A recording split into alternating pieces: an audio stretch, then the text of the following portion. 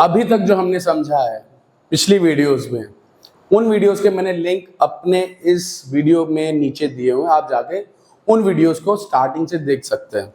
तो subconscious mind और conscious mind का हमारे डे टू डे में पिछली वीडियोस में मैंने आपको बता दिया था।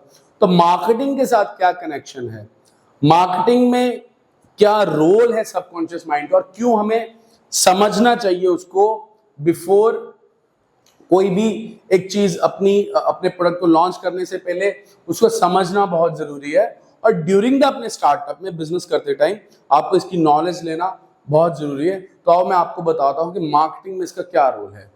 मार्केटिंग जो होती है, मार्केटिंग का मतलब ये होता है कि कस्टमर को अपने प्रोडक्ट के बारे में बताना, अपने प्रोडक्ट और अपनी सर्विसेज की प्रमोशन करना, अब उसके प्रोडक्ट की नॉलेज देना, क्वालिटीज के बारे में बताना, उसके फीचर्स के बारे में बताना, उसके कैरेक्टरिस्टिक्स के बारे में बताना, सो दैट वो आपका प्रोडक्ट खरीदे, वो आपके प्रोडक्ट को बाय करे। That is the sole purpose of marketing. That is the purpose of marketing.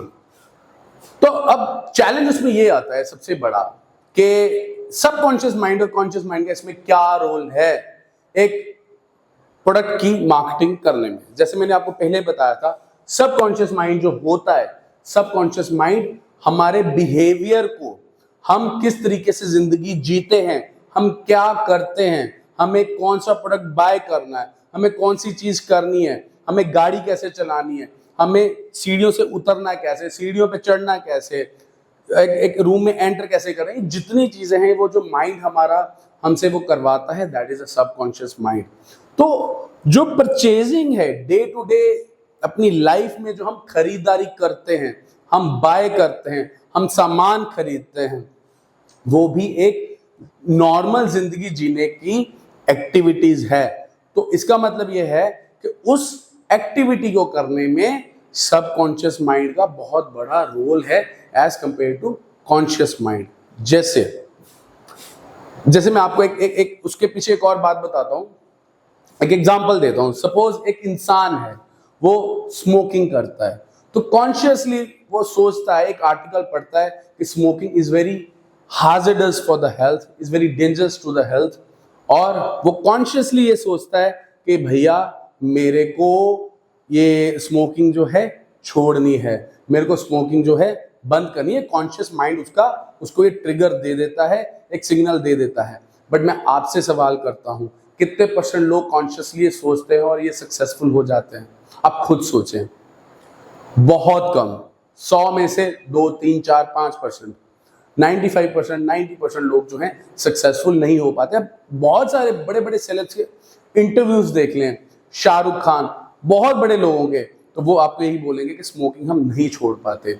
और नेक्स्ट एग्जांपल, एक कोई इंसान है, वो बहुत हैवी हो गया, बहुत मोटा हो गया, तो बहुत बल्की हो गया, तो उसका कॉन्शियस माइंड उसको ये बोलता है कि भैया सुबह उठो, तुम योगा करो, तुम सैर पे जाओ, तुम ये करो, वो करो, एक जिम में जाओ। तो कॉन्शियसली उसको पता है कि मेरे को ये चीज करने से मेरे को रिजल्ट आएंगे, मैं हेल्दी हो जाऊंगा, मैं फिट हो जाऊंगा।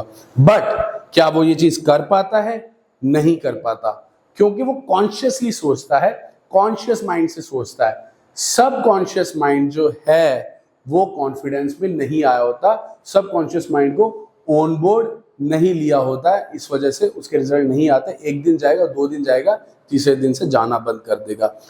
तो इसी तरीके से मार्केटिंग में आप ये समझो, परचेजिंग जो